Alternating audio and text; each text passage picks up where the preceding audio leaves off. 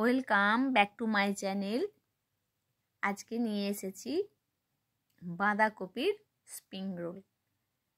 বাঁধাকপি spring roll বানানোর জন্য একটা মিডিয়াম সাইজের বাঁধাকপি নিয়েছি। ওর পাতাগুলো আমি একটা একটা করে ছাড়িয়ে নিয়েছি, ভালো করে ধুয়ে নিয়েছি। এবার এগুলোকে আমি গরম জলে সামান্য নুন দিয়ে হালকা করে ভাপিয়ে নেব। পাতাগুলো নরম হয়ে গেলে আমার রোলটা বানানো সুবিধা হবে। পাতাগুলোকে আমি গরম জলের মধ্যে দিয়ে দিচ্ছি। তারপরে আমি এদিকে আর একটা মশলা আমি করে নেব, যেটা হচ্ছে গাজর।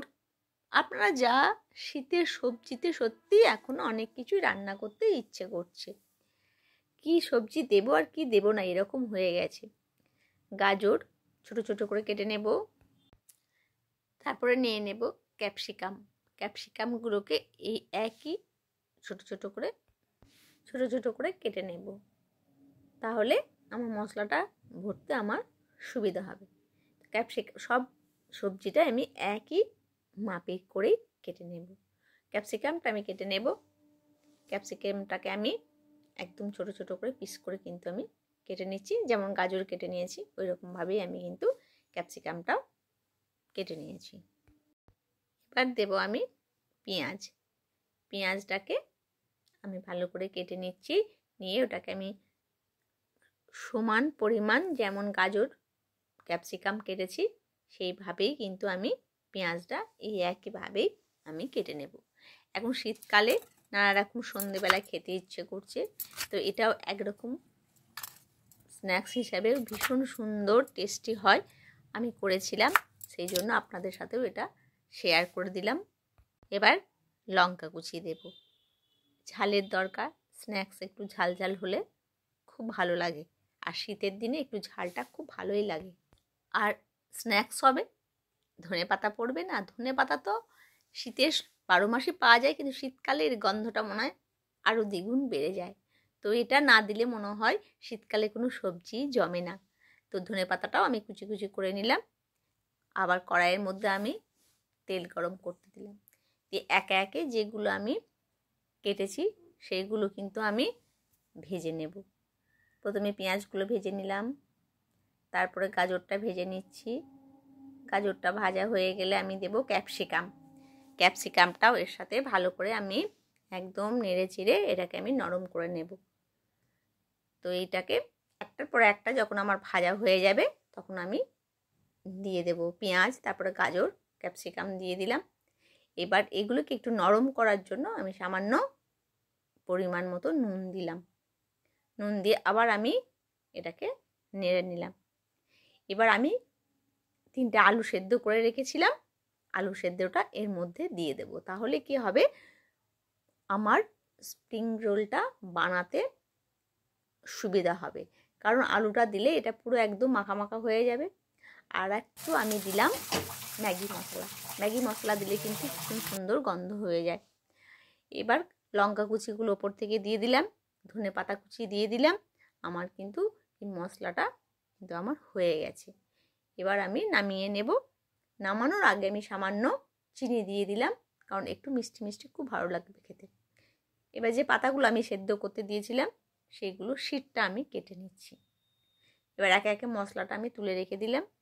এবার সামান্য করে মশলা দেব, আর পাতাটা কিন্তু আমি মুড়ে নেব। পাতাটার যে শীটটা থাকে ওটা শক্ত, তো বাঁধতে একটু অসুবিধা হবে, সেই জন্য পাতাটার শীটটা আমি কেটে দিয়েছি। তো আমি এইভাবে প্রত্যেকটা বানিয়ে নেব।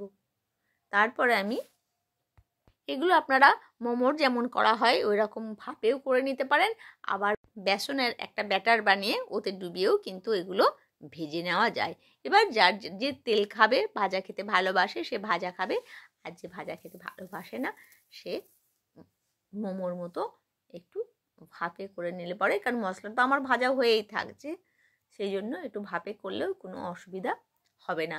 দুটোই খেতে কিন্তু খুবই ভালো লাগে। একটু কর্নফ্লাওয়ার দিলাম, বেসন দিলাম, একটু হলুদ গুঁড়ো, লাল লঙ্কার গুঁড়ো, সামান্য নুন দিয়ে অল্প অল্প জল দিয়ে একটা ব্যাটার আমি বানিয়ে নেব। এবার এই ব্যাটারটার মধ্যে বাঁধাকপি স্প্রিং রোলগুলো আমি একটা একটা করে ব্যাটারের মধ্যে খুব হালকা হাতে আমি কিন্তু ডুবিয়ে নেব।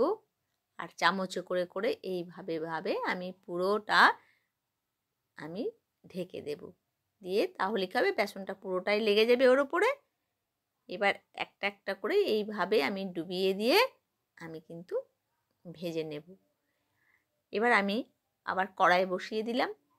তেল গরম হয়ে গেলে আমি একটা একটা করে কিন্তু কড়াইয়ের মধ্যে দিয়ে দেব। খুব বেশি ভাজার দরকার নেই, কারণ ভেতরে মশলাটাও আমার ভাজা, আবার বাঁধাকপিটাও আমার বয়েল করা আছে, সেই জন্য বেশি ভাজার কোনো দরকার নেই। উপরটা হালকা বেসনের কোটিংটা ভাজা হয়ে গেলেই কিন্তু আমার রেডি বাঁধাকপির স্প্রিং রোল। তো বন্ধুরা, এটা সন্ধেবেলা চায়ের সাথে ভীষণই খেতে ভালো লাগে। বাড়িতে কোনো লোকজন এলে কোনো অসুবিধা নেই, বাঁধাকপি থাকলেই একদম ঝটপট কিন্তু বাঁধাকপির স্প্রিং রোল হয়ে যাবে। ভালো থাকবেন, সুস্থ থাকবেন, আবার দেখা হবে পরবর্তী ভিডিওতে। শীতের সন্ধ্যায় এইভাবে বাঁধাকপির স্প্রিং রোল বানিয়ে আপনারা খান আর সকলকে খাওয়ান। বাচ্চারাও খুব খুশি হয় কিছু নতুন নতুন জিনিস বানালে। তো বন্ধুরা, তোমরা যদি আমার নতুন বন্ধু হয়ে থাকো তাহলে একটা লাইক, কমেন্টস আর সাবস্ক্রাইব করে আমার পাশে